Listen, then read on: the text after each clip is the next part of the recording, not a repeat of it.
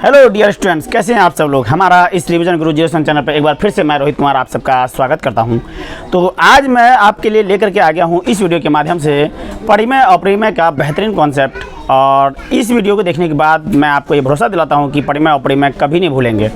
तो आप बस थोड़ा समय निकाल के इस वीडियो को ज़रूर देखें और आइए हम लोग बिना देरी किए हुए परिमेय अपरिमेय के बारे में एक बेहतरीन कॉन्सेप्ट को जानते हैं और किस तरीके से हम परिमेय अपरिमेय की पहचान कर सकते हैं और एग्जाम में इससे बहुत सारे क्वेश्चंस बनते हैं। तो आइए हम लोग देखते हैं कि परिमेय अपरिमेय संख्या क्या होती है। सबसे पहले आप देख सकते हैं कि परिमेय के लिए मैं कुछ पॉइंट्स लिखा हूँ। अगर आपको परिमेय संख्या पहचान करनी है परिमेय संख्या के लिए, तो उसके लिए आपको सबसे पहला रूल क्या होनी चाहिए कि शांत दशमलव हो। अगर कोई संख्या पूरी तरीके से शांत हो, जो भी दशमलव के रूप में है और वो शांत हो, तो वो आपको परिमेय के अंतर्गत आएंगे। इसके अलावा जैसे कि आप कह सकते हैं 1.5, ये पूरे शांत है। 0.25 पूरे शांत है, तो ये परिमेय के अंतर्गत आएंगे। उसी प्रकार आपको शांत आवृत्ति संख्या वो होती है जो कि आपको मतलब शांत हो और बार बार रिपीट हो। कोई संख्या जो शांत भी है और रिपीट भी हो रही है तो उसे शांत आवृत्ति कहते हैं। इसी प्रकार अशांत हो और आवृत्ति हो। आवृत्ति मतलब हमेशा होता है दोहराना। आवृत्ति मतलब क्या होता है? दोहराना। कोई संख्या अशांत है और बार बार रिपीट कर रहा है तो भी जो है वो परिमेय के अंतर्गत ही आएगा। इसके अलावा कोई संख्या अगर रूट के अंदर हो, रूट के अंदर में आभास संख्या हो, आभास संख्या ना हो, अगर आपको रूट के अंदर में आभास संख्या ना हो तो वो परिमेय संख्या होंगे।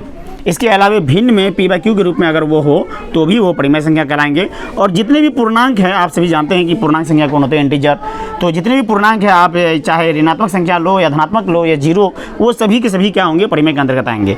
इसके अलावा पाई का एक मान आता है 22/7 जो हम लोग यूज करते हैं ज़्यादातर सर्कल में, और ये भी आपको परिमेय के अंतर्गत आएंगे।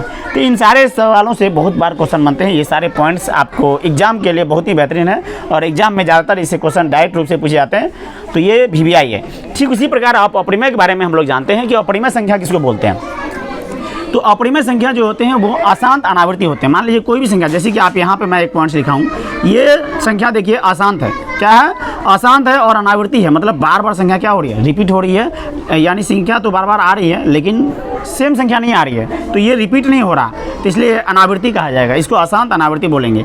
तो अशांत अनावृत्ति संख्या अपरिमेय कहलाती है। ठीक इसी प्रकार रूट में कोई भी आभास संख्या अगर आ जाए तो भी वो अपरिमेय संख्या होगा।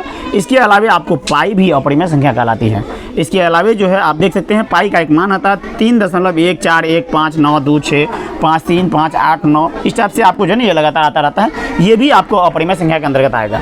तो इस प्रकार ये एक परिमेय अपरिमेय का जो है एक शॉर्ट नोट्स और शॉर्ट पॉइंट्स था जो कि VVI है और एग्जाम में इनसे डायरेक्ट रूप से सवाल बनते हैं।